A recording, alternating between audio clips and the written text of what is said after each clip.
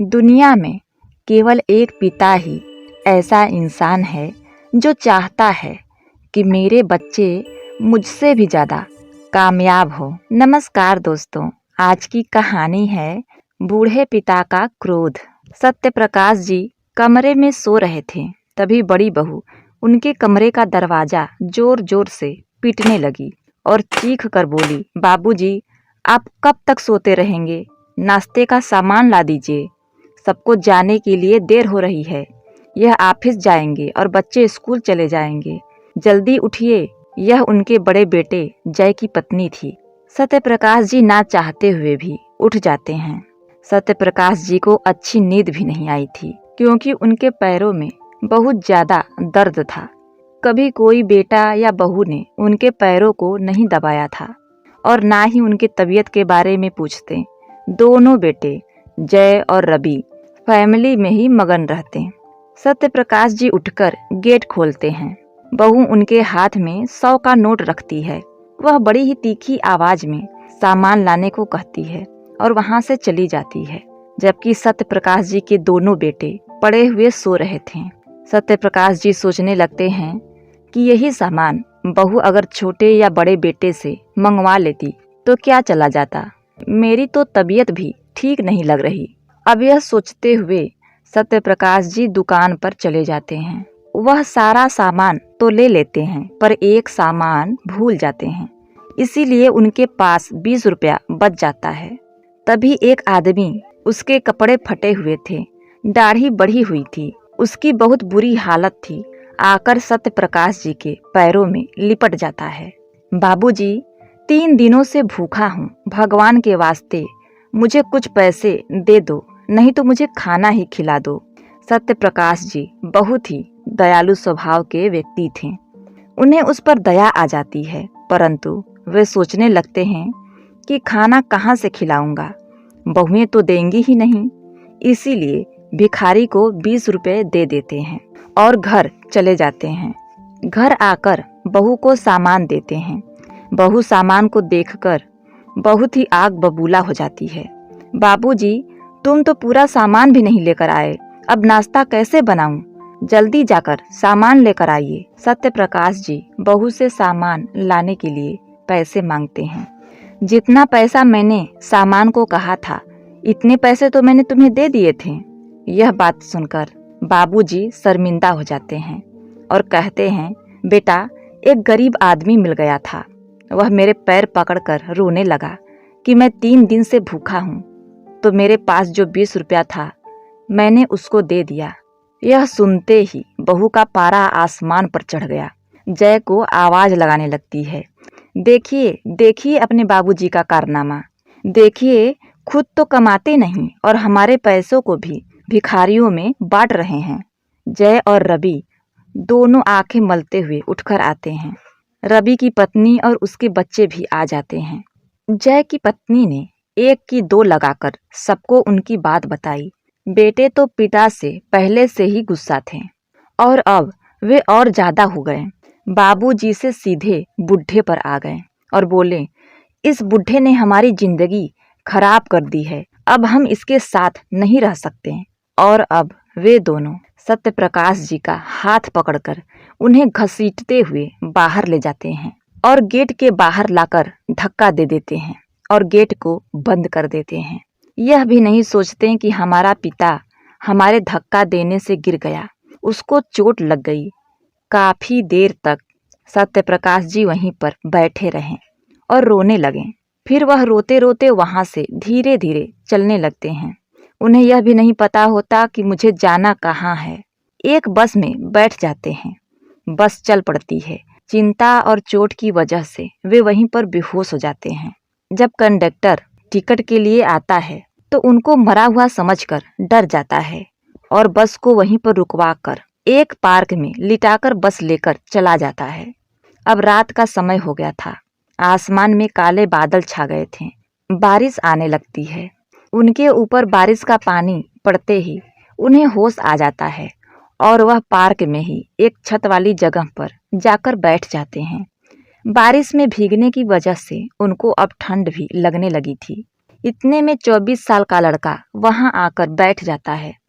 वह भी भीग चुका था, लेकिन वह सत्य प्रकाश जी की ऐसी हालत देखकर उसको उन पर दया आ जाती है। वह उनको चाय लाकर पिलाता है, जिससे उनकी ठंड थोड़ी कम हो जाती है। लड़का उनसे पूछता है, बाबा आपको कहाँ जाना है? सत्य प्रकाश जी इतना पूछने पर ही रोने लगते हैं और कहते हैं, बेटा मेरा कोई घर नहीं। लड़का कहता है, बाबा आप इतनी रात को कहाँ जाएंगे? आप मेरे साथ चलिए। सत्य प्रकाश जी के पास कोई रास्ता नहीं था, इसीलिए उनके साथ जाने को तैयार हो जाते हैं। लड़के का नाम मोहन था। वह उन्हें अपने घर ले आया। उसका एक छोटा सा घर था। उसने सत्य प्रकाश जी को अपने कपड़े पहनने को दिए और वह खाना बनाने लगा। उसके घर में उसके अलावा कोई नहीं था। मोहन ने सत्य प्रकाश जी को खाना खिलाया। सत्य प्रकाश जी मोहन से उसके बारे में पूछने लगते हैं। वह कहता है, मैं अपने माँ बाप का इकलौता बेटा हूँ।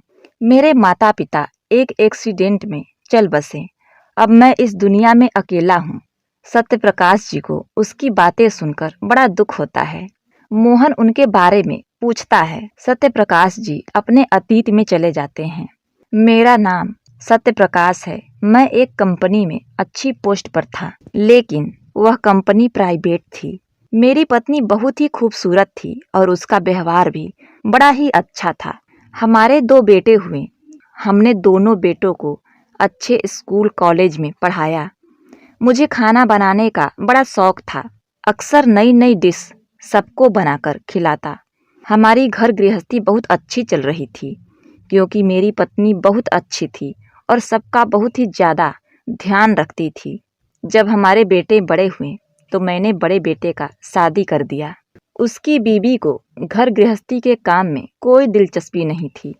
मेरी पत्नी और मैं मिलकर ही खाना बनाते। अब दोनों बेटे अच्छी नौकरी पर थे। मेरा रिटायरमेंट का समय आ गया। रिटायरमेंट से जो पैसे मिले, मैंने उन पैसों से अपने छोटे बेटे की शादी कर दी। हमने सोचा कि हमें पैसे की क्या ज़रूरत है। हमारे दोनों बेटों की अच्छी नौकरी है। हमारा खर्चा अब हमारे बेटे उठा लेंगे। परंतु हमारी दूसरी बहू भी अच्छी नहीं आई। सारा दिन अपने कमरे में पड़ी रहती। पूरा खाना बनाने की जिम्मेदारी मेरी पत्नी के ऊपर आ गई। अब मैंने अपने बेटे से कहा कि घर का सारा काम हम दोनों ही करते हैं। थोड़ा बहुत काम अपनी पत्नियों को भी करने को कहा करो। तो फिर बेटे ने गुस्से में कहा, आप दोनों खाली तो रहते हैं, अगर घर का काम कर देंगे तो क्या आफत आ जाएगी। वह हमारे खर्चे को एक भी पैसा नहीं देते थे। मेरी पत्नी ने इन बातों की इतनी टेंशन ली कि वह चल बसी। अब मेरा ध्यान रखने वाला कोई नहीं था। दोनों बहुओं ने अब रसोई पर अपना अधिकार कर लिया। मेरे रसोई में घुसने पर हंगामा हो जाता। मैंने रसोई में जाना बंद कर दिया। सबके खाना खाने के बाद मुझे खाना दिया जाता और अपने साथ खाने पर बैठने नहीं देते थे। इसी तरह दिन गुजर रहे थे। एक दिन मैंने सिर्फ 20 रुपए एक भिखारी को दे दिया और इस बात पर हंगामा हो गया। मेरे बेटों ने मुझे घर से धक्के मारकर निकाल दिया। इतना कहते कहते सत्य प्रकाश जी फूट फूट कर रोने लगते हैं। मोहन ने उन्हें बहुत मुश्किल से गले लगाकर चुप कराया। फिर उन्होंने मोहन से पूछा, अच्छा बेटा तुम क्या करते हो? मोहन ने कहा, बाबा मैं एक रेस्टोरेंट में खाना बनाने का काम करता हूँ। माँ बाप का देहांत होने के बाद अपना खाना खुद बनाता हूँ। पहले तो खाना अच्छा नहीं बना पाता था, लेकिन अब धीरे धीरे खाना बनाना सीख गया हूँ और मैं आज बहुत ही अच्छा खाना बनाता हूँ। हाँ बेटा, तुमने खाना बहुत अच्छा बनाया है, सत्य प्रकाश जी बोले। इतना सुनते ही मोहन एक बार फिर सत्य प्रकाश जी के गले लिपट जाता है और रोकर कहने लगा, बाबा इस दुनिया में मेरा कोई नहीं है। मेरे पिता का देहांत हो चुका है। मैं अकेला हूँ। क्या आप मेरे साथ मेरे बाबा बनकर रहेंगे? इतना सुनते ही सत्य प्रकाश जी मोहन को गले लगाकर रोने लगते हैं और कहते हैं, बेटा क्यों नहीं, मैं तेरा बाबा बनकर जरूर तेरे साथ रहूंगा। मोहन के आंखों में आंसू थे। अब सो जा, सुबह तुझे नौकरी पर भी तो जाना है। सत्य प्रकाश जी और मोहन दोनों सो गए। सुबह होती है।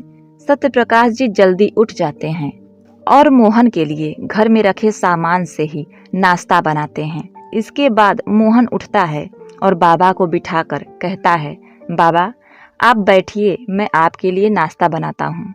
सत्य प्रकाश जी कहते हैं, बेटा उसकी कोई ज़रूरत नहीं, मैंने पहले से ही नाश्ता बना लिया है।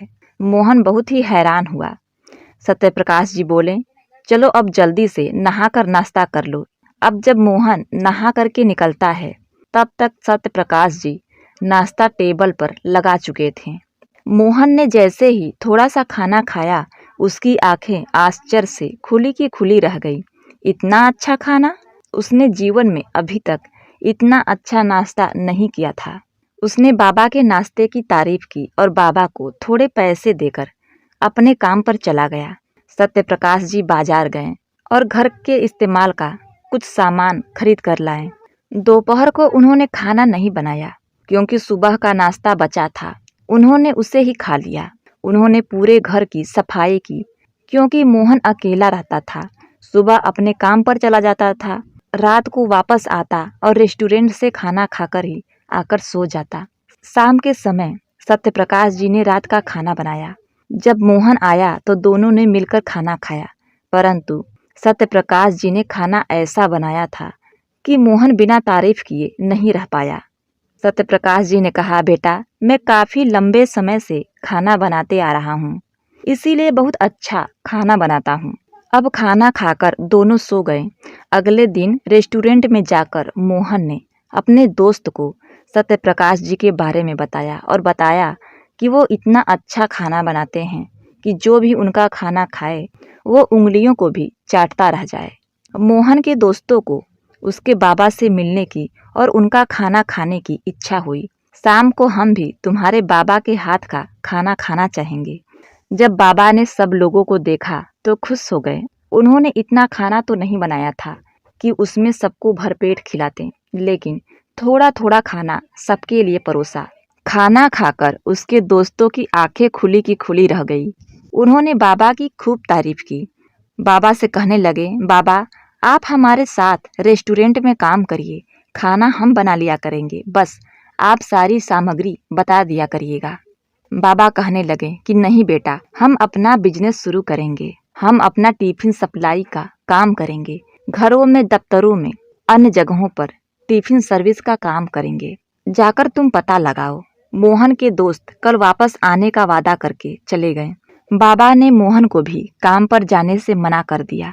अगले दिन मोहन और उसके दोस्तों ने ऑफिस और दफ्तरों में पता किया किस किस को लंच या डिनर चाहिए। बहुत लोग थे जो घर का खाना खाना चाहते थे, इसलिए उनके पास काफ़ी ऑर्डर हो गए। अगले दिन मोहन रेस्टोरेंट जाकर अपनी सैलरी ले आया। उसे उन्होंने टिफिन और कुछ खाने की सामग्री खरीदी। उसके बाद मोहन और बाबा ने मिलकर ऑर्डर को पूरा किया, लेकिन पहुंचाने में मोहन के दोस्तों ने उसकी मदद की।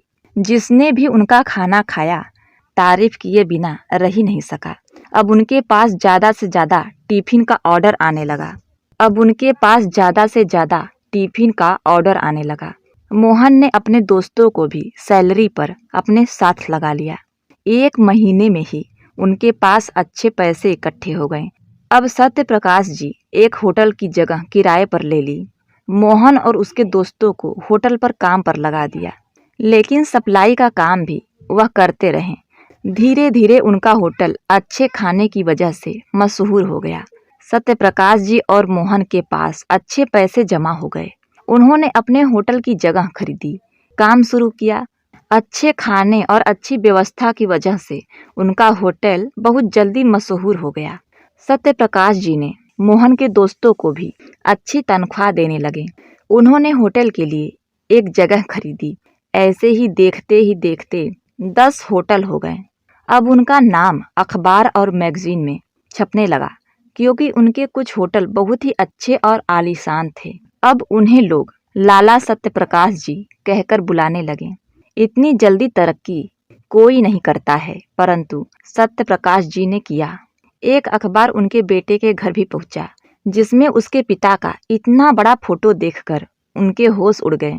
सत्य प्रकाश जी का इतना बड़ा बंगला और उनके पैसों और कारोबार को देखकर उनके बेटों और बहुओं के मन में लालच आ गया। वो सोचने लगे कि अगर मैं अपने पिता से माफ़ी मांगूं तो वो हमें माफ़ कर देंगे। उतना सारा पैसा हमारा ही तो होगा, आखिर इतने पैसों का पिताजी क्या करेंगे। अगले दिन सत्य प्रकाश जी के दोनों बेटे और बहू उनके बंगले पर पहुंचे। बंगले को देखकर उनके होश उड़ गए। चौकीदार ने अंदर जाने से मना कर दिया तो वो दोनों चौकीदार से लड़ने लगे। बेटों ने कहा, ये मेरे पिता का घर है, तुम हमें अंदर जाने से नहीं रोक सकते। अब शोरगुल सुनकर सत्य प्रकाश जी और मोहन बंगले से बाहर आए। अपने बेटे और बहुओं को देखकर उनको अपनी पहली सब बातें याद आने लगी। सत्य प्रकाश जी को देखकर उनके बेटे कहने लगे, पिताजी देखिए हम आ गए, अब हम भी आपके साथ रहेंगे। सत्य प्रकाश जी कहने लगे कि मेरा सिर्फ एक ही बेटा है, वो है मोहन। इतना कहने के बाद सत्य प्रकाश जी ने मोहन को गले लगा लिया। उन्होंने चौकीदार से कहा कि मैं इन्हें नहीं जानता और इन्हें धक्के मारकर बाहर निकाल दो। अब उनके बेटे और बहुएं अपने किए पर पछताने लगे। कुछ समय बाद सत्य प्रकाश जी ने मोहन की भी शादी कर दी। मोहन की पत्नी बहुत ही संस्कारी थी, सत्य प्रकाश जी के साथ प्यार से रहती थी, उनकी सेवा करती थी। सत्य प्रकाश जी अब बहुत खुश थे और मोहन और उसकी पत्नी के साथ अच्छे से जिंदगी गुजारने लगे।